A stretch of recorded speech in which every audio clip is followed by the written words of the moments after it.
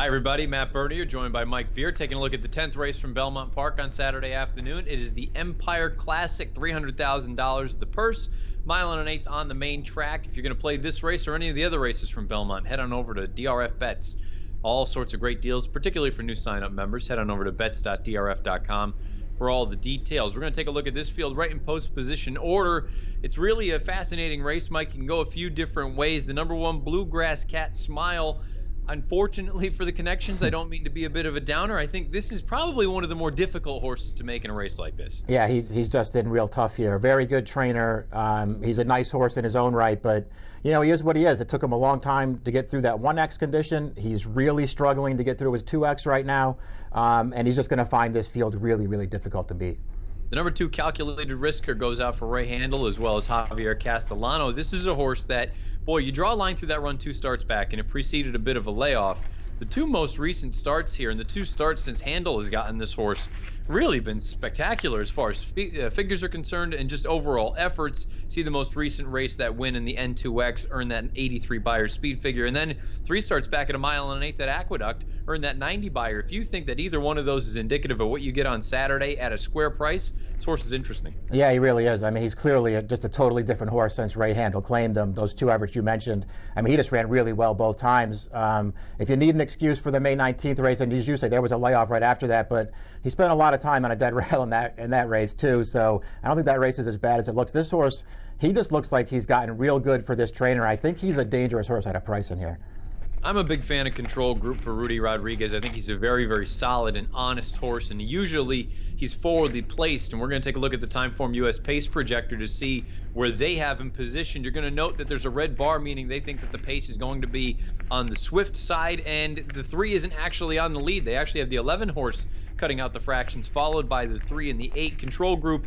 Look, he ran his eyeballs out, I thought, in this race last year, and that was just when Twisted Tom was in raging form and he blew his doors off. No disgrace running second there.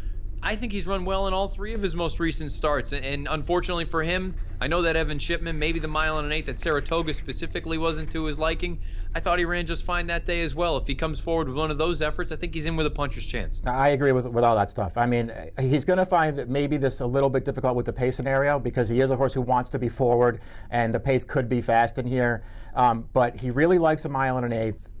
He is going to fight you if he's up on the pace.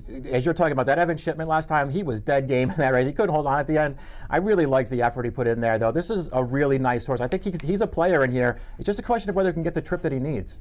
Speaking of that Evan Shipman, you take a look most recently, you've got Can You Dig It, the winner of that race by a neck. Highest last out Beyer in the field with a 97, highest last out raw time form rating with a 120. He has a little bit of versatility. He can sit just off the pace. He can be a little bit more forward if needed. If the pace heats up, he can come from farther out of it. He's 2 for 7 at the distance. I don't think the distance clearly is an issue. He won at a mile and an eighth most recently. Any concerns that perhaps he's a little bit better at sort of the traditional configuration as opposed to the 1 turn at Belmont? Yeah, I don't know. That's a valid point. He does seem to really excel in those 2-turn mile and an eighth races, so maybe that's an issue for him, but there's just no knocking the form that he's been in. I mean, he is what he is. He's not a superstar, but he's pretty good. And as you say, he's very versatile. I liked the win last time. I think there's a way to look at the Evan Shipman and think of the horses that ran 1, 2, 3, and they're all back in here. Maybe he just had all the best of it. Maybe he had the better trip than the other 2 horses did, and it'll be different this time. But I'm not knocking this horse, Matt. He just shows up and he runs every time. He can win this race. To me, in my opinion, in 2018, one of the most disappointing horses thus far has been Twisted Tom. I don't know what has happened to him, but clearly when he won the Empire Classic last year, it felt like he had turned a corner, in my opinion, that this could be the beginning of something bigger and better here as a 4-year-old. But we didn't see him come back until the middle of July. He came back with a very dull effort in the Saginaw, but perhaps he needed that race. Then he shows up at Saratoga, and he just at no point showed any sort of interest. Now he moves from Chad Brown's barn over to Mike Stidham's barn. Is it a matter of, did the long layoff take something out of him? Obviously, there's something had to go wrong because he's been terrible as a 4-year-old. Yeah, something definitely went wrong with this horse. I don't know what it is. I was actually surprised to see him entered back in this race. Off of those 2 runs earlier this year, I mean, good luck to them running in the Empire Classic and trying to defend his title, because if he shows up with one of those 2 efforts, he's going to get nothing again, Matt. He's been terrible this year. The interesting thing is, if you for some reason think he can sort of get back to his good form, you could be looking at a very interesting horse at a very square price. Again, the winner of this race last year in 2017. The number 6 is Evaluator. This is a horse I know DRF's national handicapper Mike Watchmaker is interested in. He liked the way that he ran in the Albany that day, thought he was certainly against the grain, and Seafoam had all the best of it that day. If you think that this horse paired up by her tops of 82 is going to take a step forward here, perhaps he's interesting at a big number. Yeah, he should have some pace to run into, too. He does have to improve. He's facing some older horses in this race, and while they're not necessarily superstars, they are quality, hard-hitting horses, and all of them, for the most part, are going to be fine with this distance. So there's a lot working against Evaluator, especially when you take his running style into account. I mean, he's going to have to pass a lot of good horses in the stretch. I think he's pretty good. I think his last 2 races are both solid, but he has to do better than that in this field. The number 7, Why Not? I think he is that kind of horse that if you're involved in the game and you own a piece of him like the West Point folks do, he's probably pretty cool. He goes out there, he dances most of the dances. Very infrequently does he actually come out on top, but it is nice that you get back to Belmont Park.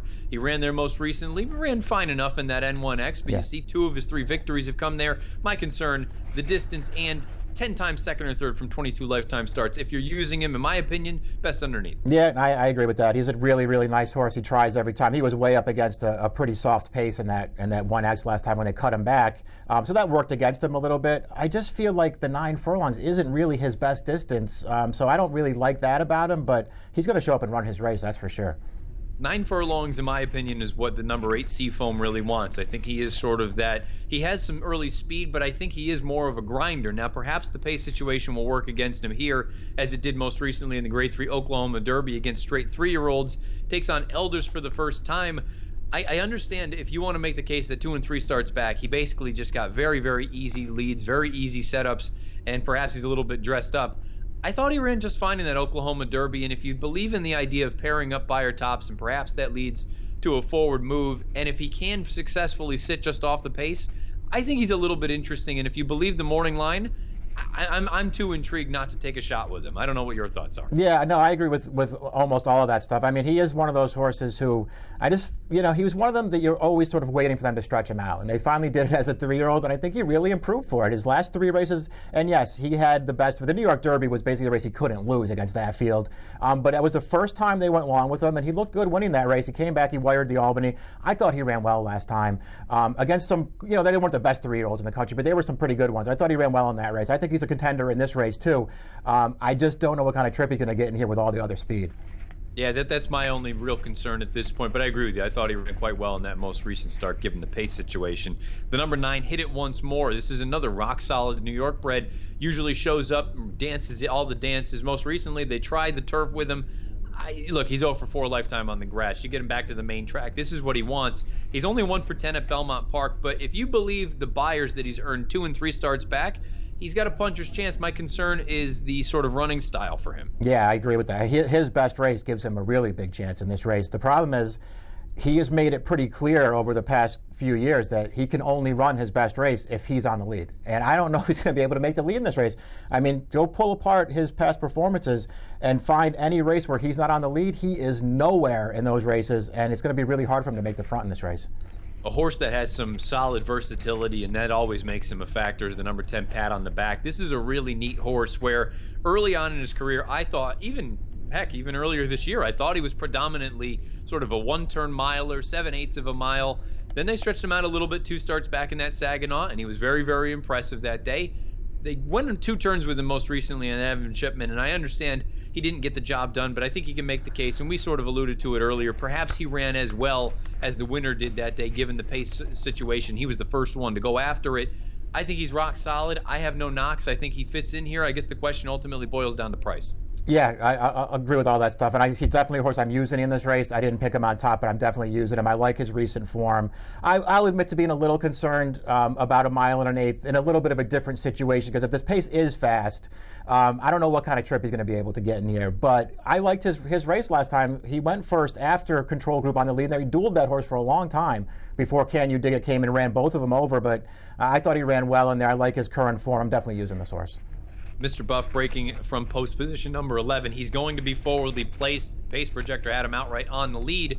I guess I just look at him and say he's best underneath 8 times, second or third. Yeah, he always had trouble winning races when he was in really good form. I don't think he's been in his career best form this year. I think he's been a little bit tailed off. I know he's got the big win at a mile and 8 2 starts back, but he just walked on the lead against an inferior field that day. This is going to be a lot tougher for him. Always a fun race here, the Empire Classic. Let's take a look at our selections for the 10th race on Saturday. Mike, you're gonna go with a little bit of an intriguing number in here, and I don't blame you. There's reasons to go against some of the shorter prices. The number 2 Calculated Risker, you're going to get a good informed horse, and you're probably going to get a very nice price. Yeah, I just like his form for handle. I think the 2 big races, especially 1 and 3 back, I think he ran great in both of those races, and he'll sit off the pace a little bit. The pace should be there for him. He can get the right trip in here. Maybe he can pull off an upset. It's not going to be easy for him, Matt, but I don't love the shorter prices in here. I want to take a shot with this horse. I'm a big believer of the idea of pairing up buyer tops, particularly with 3-year-olds this time of year. Perhaps he takes a step forward, the number 8 Seafoam. Also worth noting, he was close to that pace, and he was widest throughout in the entirety of that run. I thought he ran just fine. I understand Diamond King sort of stuck around a little bit longer than he did, but I thought he acquitted himself just fine, and he's going to be another square price in here. Perhaps the pace scenario hurts him again in this spot, but I'll take a chance at a decent number. So I'm going to go with the number 8 Seafoam in this spot. Mike is going to go with the number 2 Calculated Risker in the 10th race at Belmont Park on Saturday. That is the $300,000 Empire Classic. If you're playing the Empire Classic or any of the other races from Belmont on Saturday, check out DRF Bets. All sorts of great deals for new sign-up members. Head on over to bets.drf.com for all the details. Scheduled post time for the Empire Classic at Belmont on Saturday afternoon. Race number 10 is 5:23 Eastern. Good luck.